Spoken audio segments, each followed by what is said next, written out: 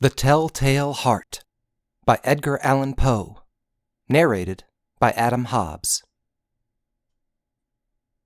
True. Nervous. Very, very dreadfully nervous I had been and am. But why will you say that I am mad? The disease had sharpened my senses, not destroyed, not dulled them.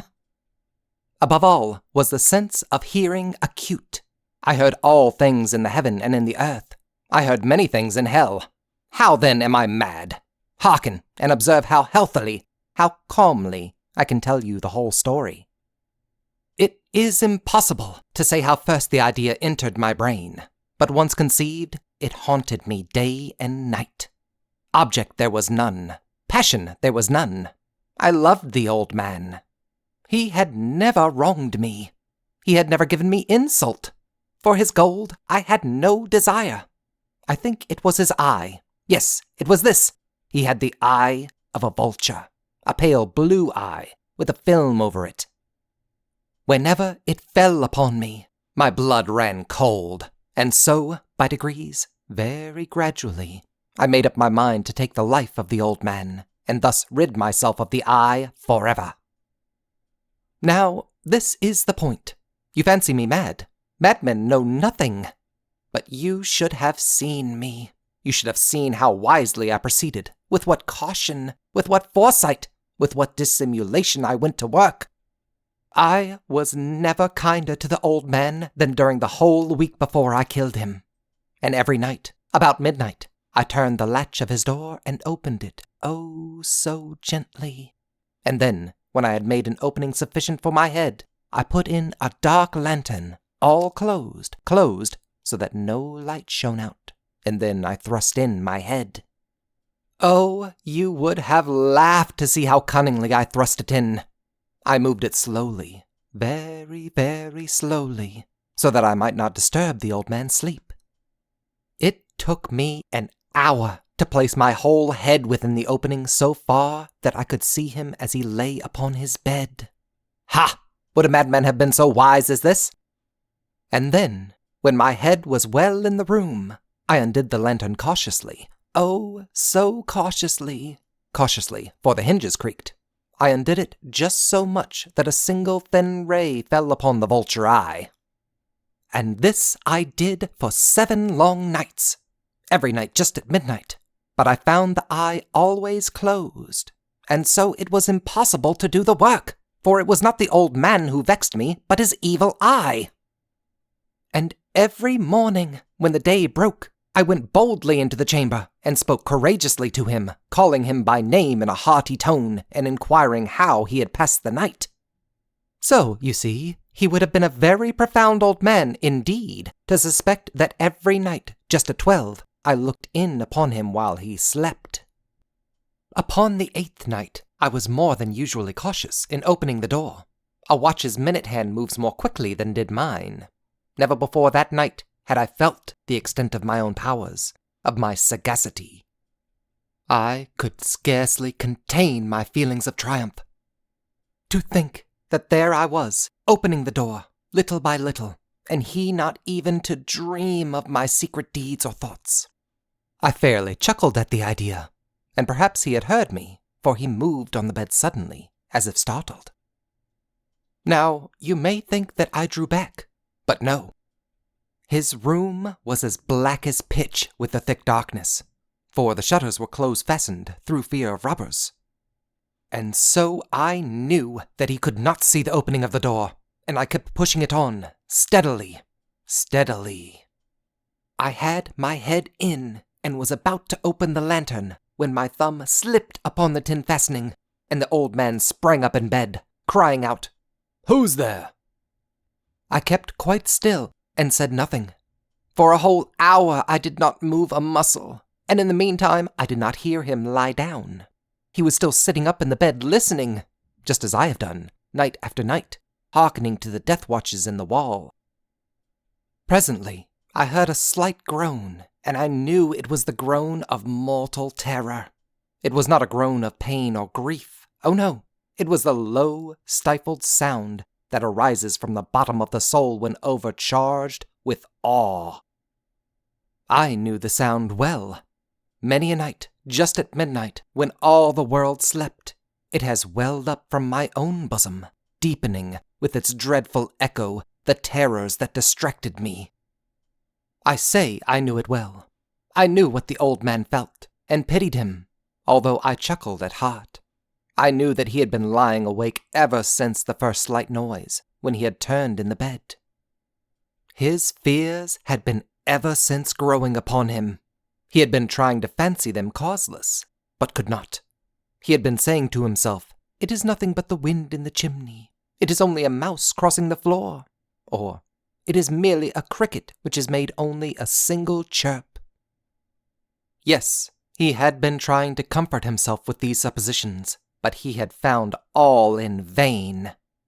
All in vain, because death, in approaching him, had stalked with his black shadow before him and enveloped the victim, and it was the mournful influence of the unperceived shadow that caused him to feel, although he neither saw nor heard, to feel the presence of my head within the room. When I had waited a long time, very patiently, without hearing him lie down, I resolved to open a very, very little crevice in the lantern. So I opened it. You cannot imagine how stealthily, until, at length, a single dim ray, like the thread of the spider, shot out from the crevice and fell full upon the vulture eye. It was open, wide, wide open, and I grew furious as I gazed upon it. I saw it with perfect distinctness, all a dull blue, with a hideous veil over it that chilled the very marrow in my bones. But I could see nothing else of the old man's face or person, for I had directed the ray as if by instinct, precisely upon the damned spot. And have I not told you that what you mistake for madness is but over-acuteness of the senses? Now, I say, there came to my ears a low, dull, quick sound, such as a watch makes when enveloped in cotton. I knew that sound well, too. It was the beating of the old man's heart. It increased my fury, as the beating of a drum stimulates the soldier into courage. But even yet, I refrained and kept still. I scarcely breathed. I held the lantern motionless. I tried how steadily I could maintain the ray upon the eye. Meantime, the hellish tattoo of the heart increased. It grew quicker and louder every instant. The old man's terror must have been extreme. It grew louder, I say, louder every moment. Do you mark me well? I have told you that I am nervous, so I am.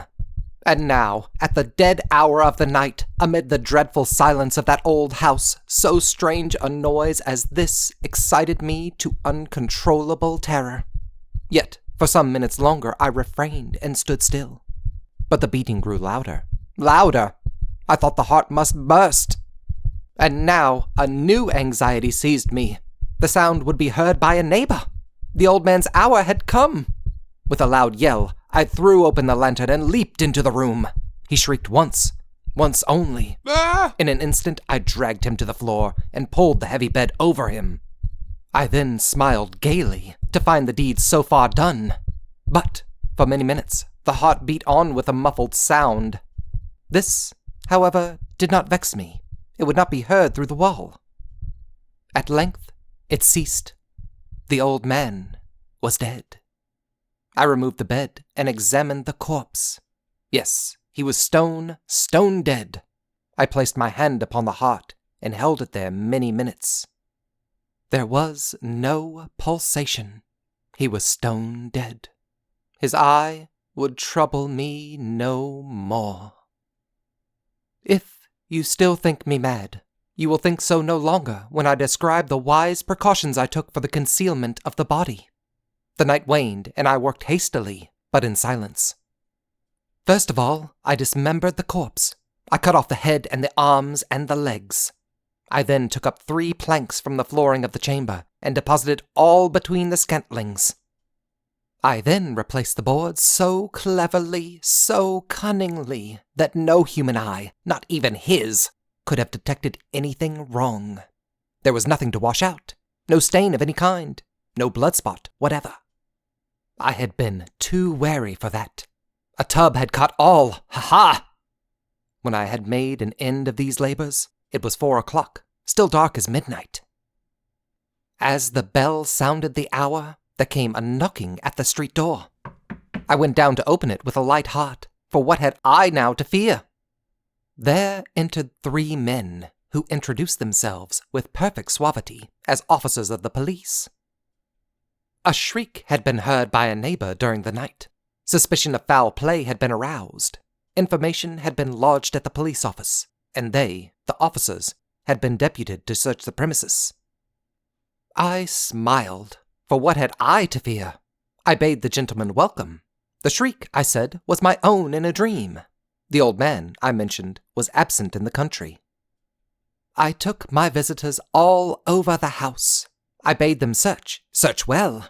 I led them, at length, to his chamber. I showed them his treasures, secure, undisturbed.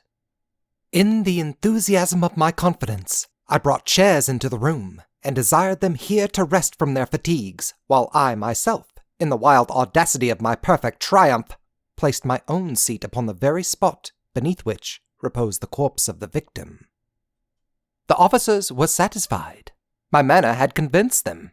I was singularly at ease. They sat, and while I answered cheerily, they chatted of familiar things. But, ere long, I felt myself getting pale and wished them gone. My head ached, and I fancied a ringing in my ears. But still they sat and still chatted. The ringing became more distinct. It continued and became more distinct. I talked more freely to get rid of the feeling, but it continued and gained definiteness, until, at length, I found that the noise was not within my ears. No doubt I now grew very pale, but I talked more fluently and with a heightened voice. Yet the sound increased, and what could I do? It was a low, dull, quick sound, much like a sound as a watch makes when enveloped in cotton. I gasped for breath, and yet the officers heard it not. I talked more quickly, more vehemently, but the noise steadily increased. I arose and argued about trifles, in a high key and with violent gesticulations, but the noise steadily increased. Why would they not be gone? I paced the floor to and fro with heavy strides, as if excited to fury by the observations of the men, but the noise steadily increased. Oh, God! What could I do? I foamed, I raved, I swore. I swung the chair upon which I had been sitting and grated it upon the boards, but the noise arose over all and continually increased. It grew louder, louder, louder, and still the men chatted pleasantly and smiled. Was it possible they heard not? Almighty God! No, no, they heard, they suspected. They knew. They were making a mockery of my horror. This I thought, and this I think. But anything was better than this agony. Anything was more tolerable than this derision. I could bear these hypocritical smiles no longer. I felt that I must scream or die. And now, again, hark! Louder, louder, louder, louder! Villains! I shrieked. Dissemble no more. I admit the deed. Tear up the planks. Here, here! It is the beating of his hideous heart. Thank you, and I hope you've enjoyed this production. This has been The Telltale Heart, written by Edgar Allan Poe, narrated by Adam Hobbs. Please like and subscribe for more content.